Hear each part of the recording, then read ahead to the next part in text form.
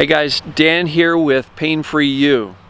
You may notice another day I'm wearing the same shirt. Well, it's not really another day. I'm shooting a couple of videos in a row here on the same day, and just wanted to kind of get ahead here. Tonight I am leaving for a lake house up in North Jersey that I rented last summer for the month of June, and I am renting it again for this month of June. So pretty soon you're going to start seeing some pretty cool scenery of me shooting videos out at the lake house, either out on the dock or out on the deck overlooking the lake, and I'll hold the camera so you can see the lake behind me. But I wanted to get it ahead by a day or two. Anyway, so don't judge me. I'm not wearing the same shirt 3 days in a row. This is going to be a little bit quicker, and I oftentimes see people commenting that they're struggling to say, I want to see a TMS doctor. Basically somebody who knows this mind-body stuff, but there's none near me, so I can't move forward. And it's really taking their own power away to make their own decision about their own health. And yes, it would be nice if you can go to a physician, a real doctor in that white lab coat, who can look at you and go, disregard what those other doctors have said. I'm looking at the same MRIs, but based on talking to you about your personal history, your emotional history, you've got TMS. You're good to go. That would be really nice. Is it required though? My answer is no. Heck no. There are tons of people, tons, hundreds of thousands, if not more, that never had a formal diagnosis from a real MD physician trained in TMS with Dr. Sarno's theories, and many people, myself included, never got a formal diagnosis. You don't need a diagnosis. You need a decision. And you need to kind of go through the analysis and look at your pain and symptom history throughout your life and connect the dots between that and what was going on, right? And then you can take a pain test. You can go to danbuglio.com/pain test, and it's a pain test. It was created by Adam Heller of Zero Pain Now, but it's very accurate. Very accurate. Anything over a 29 means that you most likely have this mind-body process going on, and you can end it, right? You can download a personal assessment where we look at personality types. You can do that at painforyou.com. Enter your email and click go. You'll get a downloadable personal self-assessment. You don't need a doctor. You don't need somebody to bless you and say, you can get better now because I'm a doctor. You don't need that authority figure for you to figure it out, because look, most of what they're going to do are things you can do yourself. What's my pain history? Does my pain get worse when I get upset? Yes. Does it get better when I'm relaxed? Yes. Does it move? Yes. Do I have pain sometimes and not others? Yes. You know, have I been in pain longer than 6 to 8 weeks, which is the normal time for most true tissue damage to heal or stop hurting? Yes. Right? Does heat help? Yes. Why? That increases oxygen and blood flow, which is the process at work. Reduced blood flow causes oxygen restriction, which causes symptoms, right? So you can do this assessment for yourself. You don't need a TMS doctor to bless you as you've got TMS. Look, how many doctors have misdiagnosed you in the first place? Why do you really need them to make this decision for you so that you can move forward, right? Take the ownership here. This is your health. This is your life. You know better than anybody if the personality traits of TMSers or people with distraction pain fits you, right? Are you a perfectionist? Are you a do-gooder, a people pleaser? Yes. Are you overly self-critical? Yes. Are you very hard on yourself? Yes. Are you overwhelmed and overstressed? Yes. Okay. You most likely have TMS. You most likely have distraction pain. And your symptom history throughout your life correlates to emotionally traumatic times.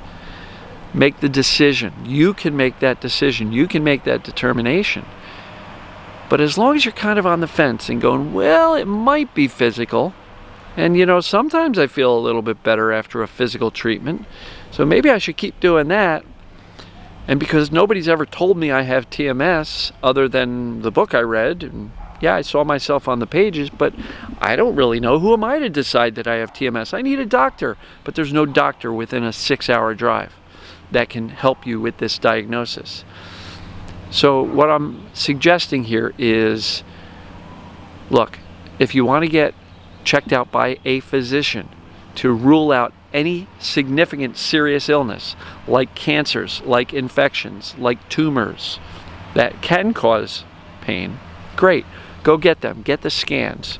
And when they tell you, oh, you've got a torn meniscus or a bulging disc, say, okay, is that life-threatening? Is it cancerous, tumor, infection, fracture, anything like that? No. Okay, thanks, doc. Good, I'm not dying. Got it. That's all I need to know. And get the heck out of that doctor's office. And stay off of WebMD. And stay off of Google. And stay off of Wikipedia. Those places are not your friends. Dive back into this mind-body world, the distraction pain world, and commit and decide for yourself, yes, this absolutely makes sense for me. I absolutely have distraction pain. And then your only job afterwards is to shift your focus to your emotional world in figuring out, what is this pain distracting me from? How is this pain, how is my subconscious protecting me? What is it protecting me from? My last video yesterday, I talked about how it believes it's protecting us from this outside world that's too overwhelming, scary, dangerous, and makes us feel too horrible. So it's keeping us home safe. So your only job is to feel your emotions and try to figure that out. Don't figure out the symptoms. They don't matter. They really don't. Once you've decided, and decision is the key phrase here, once you've decided that you've got this distraction process going on, forget the medical doctors, forget their diagnoses, forget their prognosis that says, you're going to be in pain forever. Forget the negative Nelly talking in the back of your head saying, oh, tomorrow's going to be an awful day. Today was pretty bad. I bet tomorrow's going to be worse. Shh, shh, shh, shh. Thank you. Thank you, inner roommate. I don't want to hear that. And if you don't know what I'm talking about as far as inner roommate, go back a few videos and you will see a video called Meet the Inner Roommate in your head. And so what do you think? Do you need a TMS doctor to diagnose you? Or do you believe me? Or do you believe in yourself, in your ability to know yourself? And what I'm encouraging you to do is, if you're not very certain and you're not great at making decisions, now might be a really good time to step up and go, this is a decision I want to make. And one more thing. I saw some comments recently about somebody who was telling their partner that they have TMS, and they were called a hypochondriac. And this person clearly didn't know anything about the mind-body connection. And obviously the person who was suffering with the pains was incredibly insulted and offended and hurt by the fact that their partner was basically calling bullshit and saying, you're a hypochondriac, there's nothing wrong with you. What do you mean it's mental? What do you mean it's this mind-body thing? And really, really doing some harm. So what I would encourage you to do is, if you run into somebody like that in your life, whether it be friends, whether it be family, whether it be a spouse, whether it be your kids or your parents or anybody, here's a time when you can say, I don't expect you to understand it. I don't expect you to jump on board with me, but I would expect you to respect me. Expect you to respect me enough to allow me to proceed with this course of action. And don't throw verbal hand grenades at me all the time telling me I'm nuts and that this is BS and you're not going to get better with this stuff and you better go to the doctor. Look, sometimes you've got to coach these people around us to say, I got this. I'm working on it, and the best way you can support me is to either support me and say, okay, I got you, I don't understand it, That's okay. I got you though, and if this is what you want to do, I'm behind you. And if they can't do that, if they're not capable of doing that, then ask them to support you by not saying anything about it. Don't ask you about your pain. Don't talk about your pain. Don't talk about your disability. Don't complain at you that, hey, when are you getting back to work? You've been home from work for weeks. What the heck, right? Sometimes the best coaching you can give to somebody is to say, leave me be, I'm working on something. I'll be all right. Right? So that's really challenging. And so sometimes you do have to kind of put up your hand and go, shh, thank you. I know you love me. I know you think you're doing the best for me, but what you just said is not working and it's not helping me, and I'm hurt by that. So please, if you'd like to support me, please allow me to pursue this, and leave it at that. It's really challenging, really tough, because I definitely had my wife look at me like I was nuts. I'm stuck on the floor. She's saying, let me call the ambulance. And I'm saying, no, don't. She's like looking at me like I'm absolutely out of my mind. She's like, what can I do for you? I'll call out of work. And I'll say, no, go to work. She looked at me like I was crazy. And then 9 days later, when I wanted to prove to myself that I wasn't broken, I went golfing, carrying my bag. She looked at me like I was crazy. So I get it. The people around us, they don't want to see us suffer. And sometimes they think tough love is the way to do it. Well, if tough love is telling you that you're nuts for thinking that this is a mind-body thing, and that it comes out of your brain and it's not your physical body, even though the doctor said, oh, look at your structure, people don't always understand it. If you would like to give them a clue, I did create a video explaining how pain happens and how it becomes chronic, and that's available at painfreeyou.com. It's free. You don't have to enter your email. Just go to painfreeyou.com and have this person who is being not so supportive watch this video. And perhaps that will open their eyes. And that at least at that point, perhaps they will be more supportive, even if more supportive means they're not going to talk to you about it. But at least they're not throwing these verbal hand grenades that are calling you crazy because you believe this Dr. Sarno guy knows what he's talking about.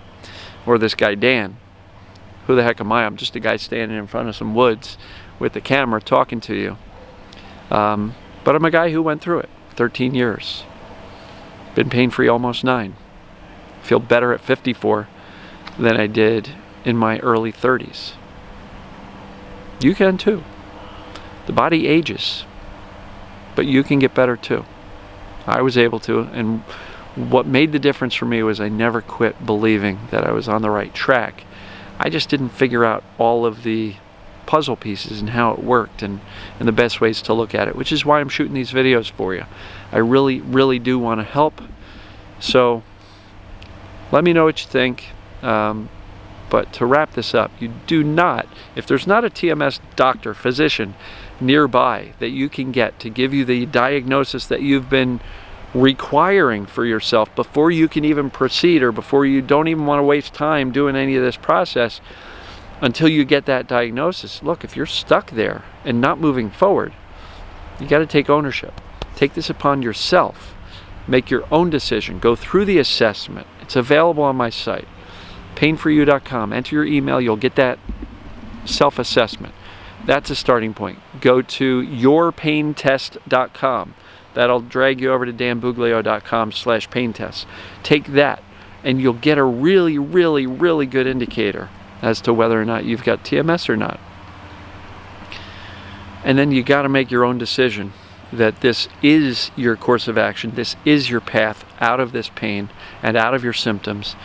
And that decision is key, because without that decision, you're probably not going to take the actions. You're probably not going to do this daily practice. You're not going to run that daily emotional open house that I encouraged you to in the last video. If you didn't see it, when we're done here, go back and watch that. That's what I'm encouraging you to do, to allow yourself to feel these emotions and kind of get behind the curtains of what's going on in your life. So I think that's what I've got for you today. Hopefully the next video is going to be from the lake house, and you'll see what that's all about. but that's what I do for myself to bring myself joy. So I would ask you, what do you do for yourself to bring yourself joy? Do you do anything to make yourself smile? A few videos back, I talked about giving yourself, 5 to 6 hours a week of personal care time, whatever that is. Sitting quietly and reading, going for a walk, leaving the house, going to the movies with a friend. If you're a guy, going out to the bar with a buddy, or doing whatever brings you joy, but is just 100% for you. So remember to take care of yourself. Do some of that personal care time. And let me know what you think about this video. Comment below, and we will see you in the next video. Thank you.